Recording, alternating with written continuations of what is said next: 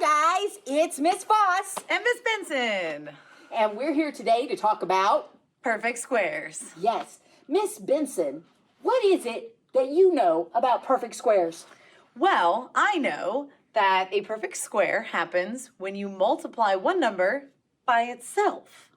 Like 2 times 2, or 3 times 3, or 4 times 4. So that always works? Always works. That is very cool. What else do you know, Miss Benson? I know that if you draw a perfect square, it actually makes a square. Wow. Every time? Every time. Question. Yes. How do you know if something's a square? That is a good question. You know that something is a square if all the sides are the same length. So on this example, all of the sides are 4 blocks long. So that's how we know that it's a square. And the perfect square here is 16, which just means when I do 4 times 4, there are 16 little blocks in here. That's pretty cool. Do you have an example of another one? I think so, but I'm gonna have to get rid of the microphone. Okay. Okay.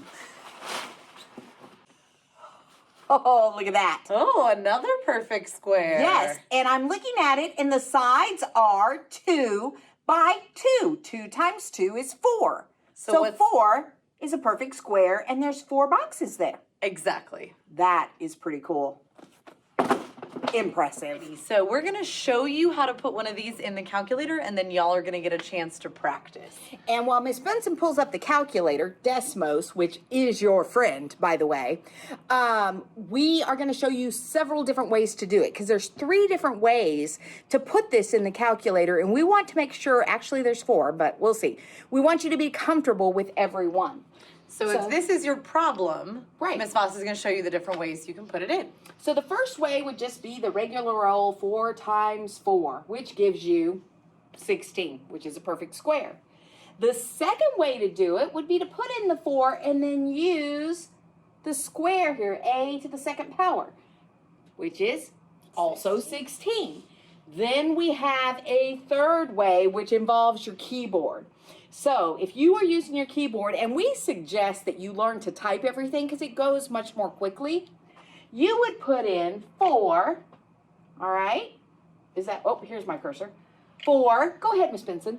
And then we'd multiply by using shift and the 8, and then we'd put in another 4, that's another way, and then we're gonna show you another way, which is 4, caret, which is right above the 6, and then we'll put in a 2, because that's the power that we're going to, which also gives you 16. So we have several different ways to do that. The great thing about these videos is you can pause, go back, look at it again, and use the way that works best for you, okay? So now what we'd like you to do is go through and try these 4 examples. Write down your answers, and then come back and we'll see if we're right, okay? So we'll see you in a few seconds once you use Desmos. Bye.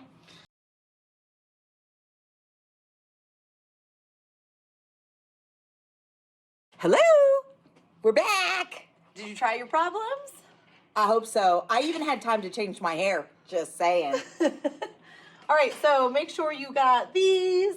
3 squared is 9, 5 squared is 25, 11 squared is 121, and 19 squared is 361. Okay, and remember, if you didn't get those right, go back, put them in your calculator again.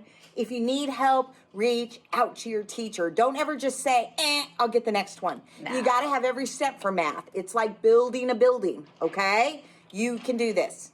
See you later.